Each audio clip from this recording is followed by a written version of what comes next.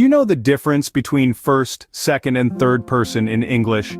It's a key aspect of English grammar that can help you communicate more effectively. You see, the concept of grammatical persons is all about perspective. It's the lens through which we view the world when we speak or write. In English, we have three grammatical persons: first, second, and third, each with a unique perspective. The first person refers to the speaker, the second to the listener, and the third to anyone or anything outside of the conversation. These persons can be singular or plural, which expands our options when expressing thoughts, feelings, and ideas. Understanding these grammatical persons is crucial to expressing yourself accurately and effectively in English. It's like having a toolbox filled with different tools, each one suited to a specific task. So stick around as we delve into each of these grammatical persons in detail. First up, let's discuss the first person, which involves the speaker. When we talk about the first person singular, we're referring to the speaker, or the I, in the conversation. This is expressed in English using the pronoun I. Let's look at a few examples. When I say, I am happy, I love pizza, or I will go to the store, I'm using the first person singular. The speaker, or I, is the subject of these sentences. Now, let's transition into the first person plural. The first person plural includes the speaker, but it extends to a group. In English, we use the pronoun we to express this. For example, we are studying for the exam, we enjoy watching movies together, or we have decided to travel this summer. In each of these examples, we is the subject of the sentence, and it includes the speaker as part of a group. It's important to note that the verbs in these sentences change depending on whether we're using the first person singular or plural. In the first person singular, we say I am, I love, I will go. But in the first person plural, we say we are, we enjoy, we have decided. This is a key aspect of English grammar, and it's something to keep in mind as you practice using the first person. So, to recap, the first person singular uses I and refers to the speaker. The first person plural uses we and refers to a group that includes the speaker. And remember, the verb changes depending on whether it's singular or plural. That covers the first person in English. Now let's move on to the second person.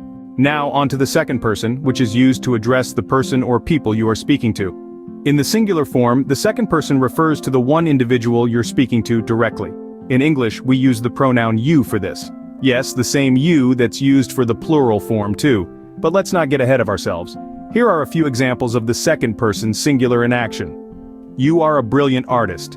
This sentence is directly addressing the person in conversation, expressing a particular opinion about them. Could you pass the gravy, please?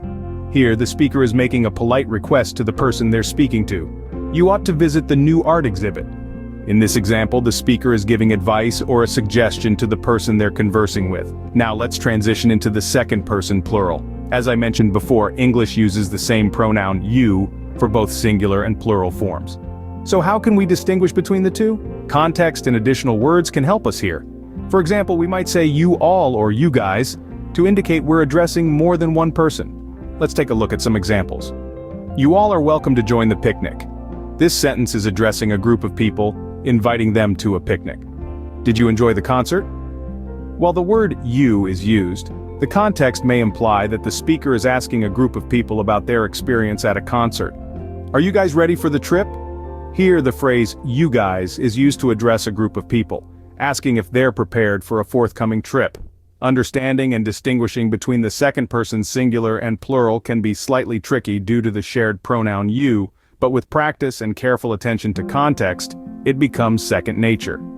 That's all for the second person. Next, we'll tackle the third person. Finally, we have the third person, which refers to someone or something not directly involved in the conversation. Let's start with the third person singular. In English, we use he for a man, she for a woman, and it for an object or an unspecified animal.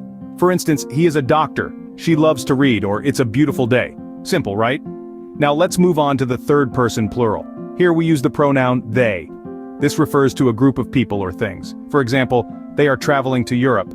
Or, the books are on the shelf, they belong to them. Just remember, third person singular uses he, she, or it, and third person plural uses they. These pronouns help us to talk about other people or things not involved in the conversation. Learning the third person singular and plural is just as important as learning the first and second persons. It allows us to express our thoughts, share information, and communicate effectively about the world around us. So keep practicing these pronouns and their uses. They might seem tricky at first, but with practice, they'll become second nature. And that concludes our discussion on the third person. So, that was a whirlwind tour of the grammatical persons in English. We've explored the first, second, and third person in both singular and plural forms, and how they shape our sentences. From the personal pronouns I and we, to you, and then he, she, it, and they, each plays a unique role in our language. Remember, understanding these concepts is key to mastering English grammar, so keep practicing and you'll get the hang of it in no time.